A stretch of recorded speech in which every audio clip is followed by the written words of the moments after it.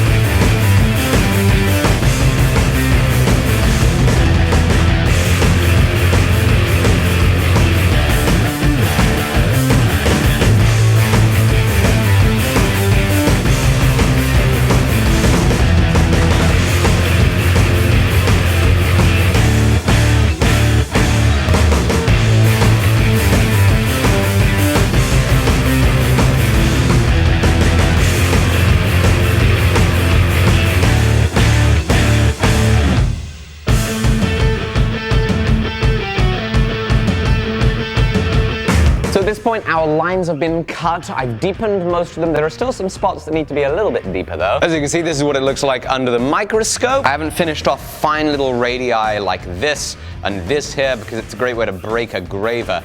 So they still need to be deepened up. Our snout still needs to be deepened up. This little circle here could use a little bit of extra work to tidy it up, little flat spot here. And then as we come back, our little final loop-de-loop, we haven't actually touched that at all other than just our first line. So this also needs to be deepened because what I want is I want as much as possible, as much as I physically can, to have created an even line width across the whole thing, which involves, since we have a V graver, being very, very careful with how deep it is we go because the depth of the line corresponds to the width of the line, and it's just very difficult to make it even. But I do think we're well on our way. Just gotta apply a little more time to the piece, and we're gonna be ready for gold inlay.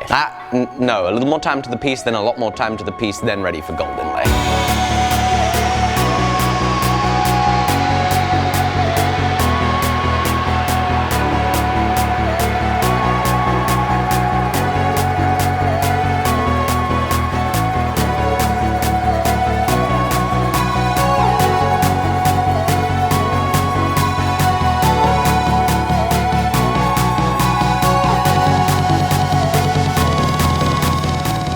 I've deepened up the grooves. They're looking a little more consistent. It is now time to take this teeny weeny chisel here, and we're gonna be doing some undercutting so that our gold is locked in. This is the final bit of undercutting on this project. You'll remember we've done undercutting with an onglette graver like this, where you come in at an angle and you cut away an undercut. We've also done undercutting with a tool like this, a little chisel, which allows us to come in at about a 45-degree angle and boop, give it a little hit, boop, just like this, boop, and chisel in, deform in an undercut, which has also worked, and I've ended up thinking that I kind of like this method the best. I can't exactly put my finger on why, but I think it's to do with working in contours, because I can bring this chisel width down and work in contours in a way that I just feel works a lot better than trying to get in there with an onglette. So I've been liking this method. That's what we're gonna stick with on this. And so, there's nothing to it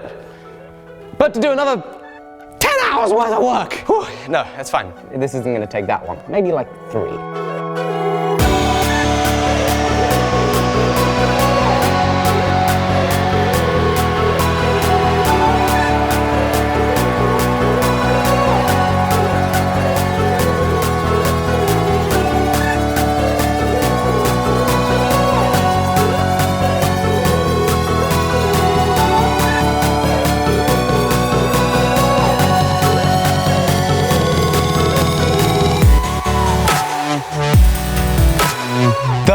Side has been undercut. Wow, I have put some time in.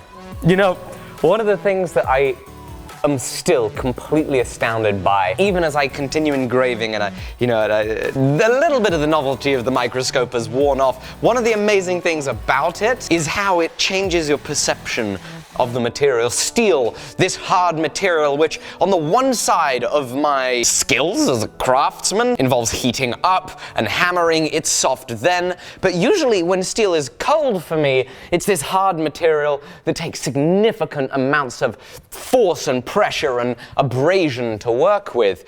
And one of the things I find amazing about this is the complete polar opposite of the spectrum of what I do, from beating things with hammers roughly to working under a microscope. It's a similar kind of perspective that the steel becomes softer.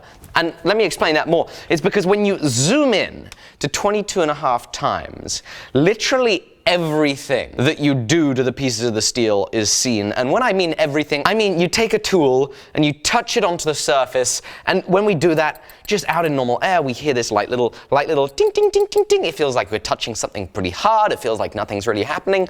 But then all of a sudden you put a microscope tube up to your eye, and what you see is you see the steel denting. You see just the tiniest little taps of a hammer on the chisel curling up this incredible chip.